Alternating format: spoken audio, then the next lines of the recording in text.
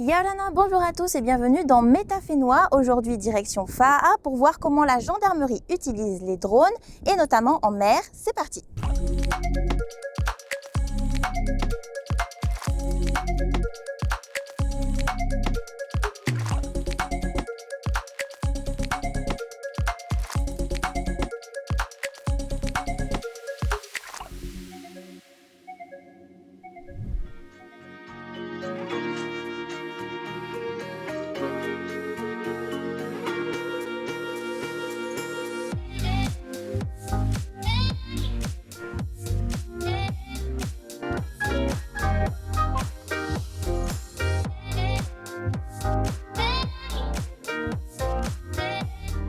Yaolana Teddy. Yaolana. Alors, tu es référent officier drone. On est ici avec toi à FAA. Tout à l'heure, tu vas nous faire une petite démonstration en mer. Mais avant ça, dis-nous, dans quel cas les drones sont utilisés par la gendarmerie? Les drones sont utilisés par la gendarmerie dans toutes ses missions. Dans les missions de surveillance, dans des missions d'intervention, dans des missions de secours aux personnes et également dans des missions d'ordre judiciaire pour des constatations de scènes d'infraction. Quel type de drone vous utilisez? Est-ce que c'est des drones spécifiques pour la gendarmerie? Alors ce n'est pas des drones spécifiques gendarmerie, on prend des drones de gamme civile, professionnelle ou de loisirs pour remplir nos missions. Tous les drones sont équipés de caméras qui nous permettent d'avoir une vue aérienne d'une situation. Et ces caméras sont, suivant la gamme du drone utilisé, sur les gammes professionnelles, équipées de très très bons objectifs qui permettent d'avoir une très bonne optique et de très bons zooms optiques, d'avoir aussi de la caméra infrarouge et de la caméra thermique. Et ils sont ici également équipés, pour certains, de télémètres laser. Comment ça facilite votre travail concrètement? Est-ce que tu as des petits exemples comme ça à nous donner? Alors dans un exemple, par exemple sur l'encadrement d'une manifestation, typiquement un spectacle musical, etc., qui attire beaucoup de monde. Si on met le drone en l'air, ça nous permet d'avoir une vue d'ensemble de la situation, des axes de circulation, de voir s'il y a des attroupements qui peuvent se former, de l'engorgement des parkings. Ça peut se servir également dans le cadre ça a servi dans le cadre des Jeux Olympiques. Ça servira aussi pour les Jeux du Pacifique en 2027. Ça permet aussi les constatations d'ordre judiciaire dans le cadre par exemple, quand il y a eu les incidents, l'incendie de Technival ou l'incendie d'Agritech, on a mis en œuvre les drones pour mesurer l'ampleur des dégâts, voir d'où est parti le départ de feu, l'étendue des pollutions, parce que forcément ces entrepôts-là avaient des produits chimiques qui entraînent forcément une pollution aux alentours, donc ça nous permet de mesurer l'ampleur de la pollution et de matérialiser ça par des images qu'on a fournies aux enquêteurs. Ok, écoute, maintenant on va te suivre en mer pour voir comment vous l'utilisez. Très bien.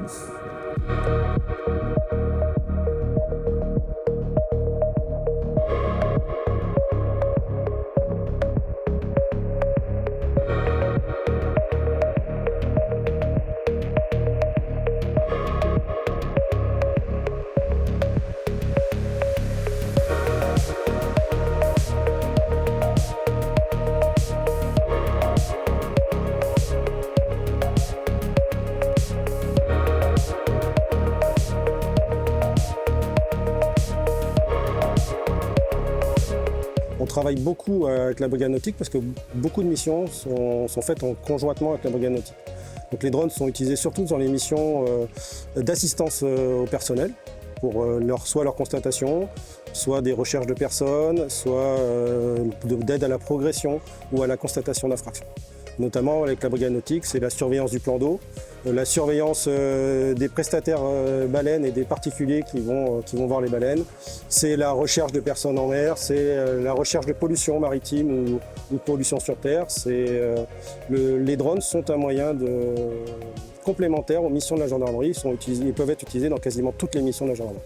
Quelles sont peut-être les spécificités, là, puisqu'on est en mer, de l'utilisation des drones dans ce cas-là, dans cet environnement?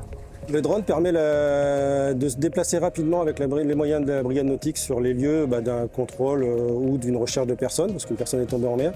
Et le fait d'avoir l'appui de la troisième dimension nous permet de couvrir une plus grande surface pour rechercher les personnes disparues. Quand vous volez, par exemple, pour essayer de détecter des infractions en mer, tu me disais votre drone n'est pas forcément détectable. Vous volez à peu près à quelle hauteur? Ça dépend, il n'y a pas besoin de monter très très haut, à une cinquantaine de mètres. À partir d'une cinquantaine de mètres, le drone, c'est un petit point noir dans le ciel et le bruit n'est pas, avec le bruit ambiant, il n'est pas décelable. Donc c'est quelque chose qui est complètement transparent, pour les usagers et pour la faune aussi, qui ne sera pas gênée par le drone, par les évolutions du drone.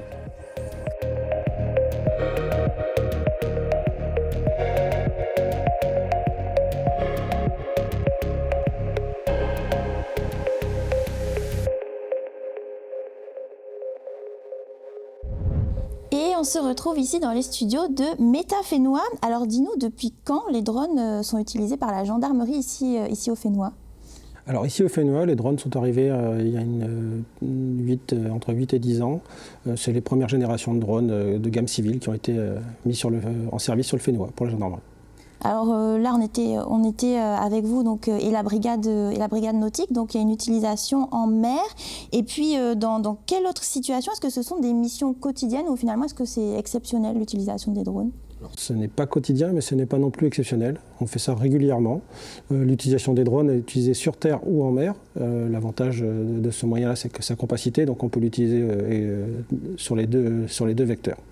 Est-ce qu'on peut faire peut-être un rappel par rapport aux droits? Donc les drones de particuliers n'ont pas le droit de voler partout. Et vous, comment ça se passe pour vos drones? Alors nous, on a la possibilité de voler partout. On est soumis à des autorisations soit préfectorales, soit de la justice.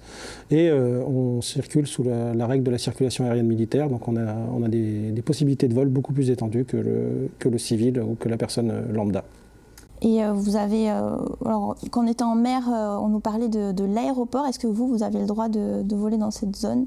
Alors on a le droit de voler sur la zone aéroportuaire, on a le droit de voler à proximité de la zone aéroportuaire. On a fait une convention avec le service de la navigation aérienne pour pouvoir voler en concertation avec les services du CACPF pour ne pas gêner la circulation aérienne. Donc ils sont utilisés depuis 8 à 10 ans, ça fait quand même un petit moment. On imagine que depuis le temps, il y a eu une évolution. De quoi sont capables les drones d'aujourd'hui par rapport aux premiers que vous utilisiez? Alors les premiers drones qu'on utilisait avaient une capacité optique un peu limitée, qui convenait il y a 8-10 ans, mais maintenant avec les progrès de la technologie et le fait que la gendarmerie a toujours essayé d'être à la pointe, nous avons des drones actuellement de toute dernière génération qui ont des capacités thermiques, avec des télémètres laser, avec des capacités de vision de nuit et avec de puissants zooms optiques qui nous permettent d'avoir un plus large panel de missions réalisables. Tu nous en as même montré un qui a un parachute, c'est ça? Oui, il a un parachute pour la sécurité. C'est pour la sécurité des vols, pour ne pas présenter de danger pour les personnes au sol. Parce que ça pèse combien à peu près un drone? Alors ça part de moins de 250 grammes à des drones de plusieurs kilos, de plusieurs dizaines de kilos. En gendarmerie, la majorité des drones sont dans entre 1 kg et 2 kg sur les dernières générations, et sur les générations précédentes, c'est dans les 800 grammes. Alors là, on parlait des occasions pendant lesquelles sont utilisés les drones. Ils vont être utilisés notamment pendant les Jeux du Pacifique, c'est ça? Quelle sera leur utilisation à ce moment-là? L'utilisation des drones, ça sera surtout pour la protection des rassemblements de personnes, pour la surveillance des flux de circulation, des parkings, pour permettre à l'autorité administrative également de prendre de bonnes décisions, d'avoir une vision d'ensemble et une vision aussi en temps réel. Parce qu'on aura la possibilité de faire de la retransmission en direct des images dans les PC police, gendarmerie et HC. Alors je vais te proposer de passer à notre rubrique, le mot de la semaine. Alors le mot que j'ai choisi cette semaine, c'est insularité, et en particulier, en quoi les drones sont-ils adaptés aux contraintes des îles? Donc pour cette rubrique, petit défi, tu as seulement 20 secondes pour nous donner ta définition, et tu vas devoir utiliser un objet. Cette semaine, c'est un carnet. Okay. Allez, top, c'est parti. Le drone, l'avantage des drones pour l'insularité qu'on a en Polynésie, c'est sa compacité. Sa petite taille, c'est facilement transportable. Ça permet de pouvoir se transporter avec les moyens aériens des compagnies locales et de pouvoir remplir nos missions en emportant un minimum de matériel dans un minimum de place. Ok, super, bravo. Défi relevé. Alors, pour conduire, pour télépiloter ces drones, j'imagine qu'il y a eu des formations. Combien de gendarmes ont été formés? Alors sur la Polynésie, actuellement, on est 12 télépilotes. drones formés. On a des recyclages annuels pour vérifier les compétences réglementaires, des compétences techniques, pour pouvoir mettre en œuvre le moyen drone en gendarmerie. Donc là, vous avez travaillé par exemple sur la séquence qu'on a filmée avec la brigade nautique. Et avec quel autre type de brigade est-ce que vous travaillez ? On travaille avec les compagnies de gendarmerie des îles du Vent ou la compagnie des archipels. On peut travailler aussi avec les unités spécialisées comme les PSIG, comme les unités de recherche. On travaille également avec l'OCLAEPS, avec l'OFAST, avec la section de recherche de Papeete. On travaille avec tous les services de gendarmerie du territoire et au profit aussi également d'autres administrations possiblement. Alors avant de terminer, on va passer au quiz. Alors j'ai 3 petites questions pour toi, un petit peu drôles, un petit peu décalées. Est-ce que tu es prêt ? Je suis prêt. Allez, c'est parti. Le pire ennemi d'un drone en mission, est-ce que c'est le vent, la pluie, l'arbre qui était pourtant loin ou le collègue qui a touché au réglage ? Alors le pire ennemi pour un drone, c'est la météo.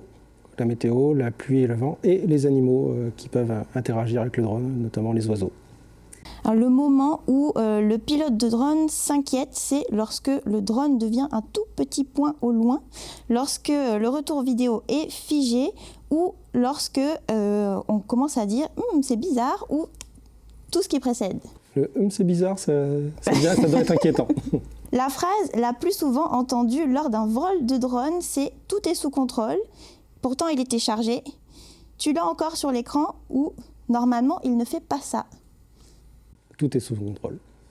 Bah écoute, merci. Avant de se quitter, je vous propose de découvrir l'actu tech insolite de la semaine.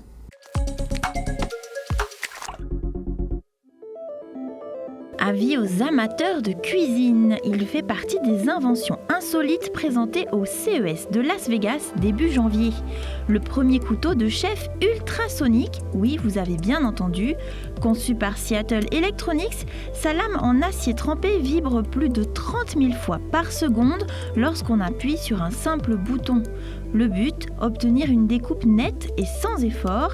Mais si vous voulez voir cet ustensile dans votre cuisine, il vous faudra tout de même débourser près de 400 $ US, soit environ 40 000 francs. Merci à tous d'avoir suivi cet épisode de Métaphénois. On se retrouve la semaine prochaine. En attendant, restez connectés.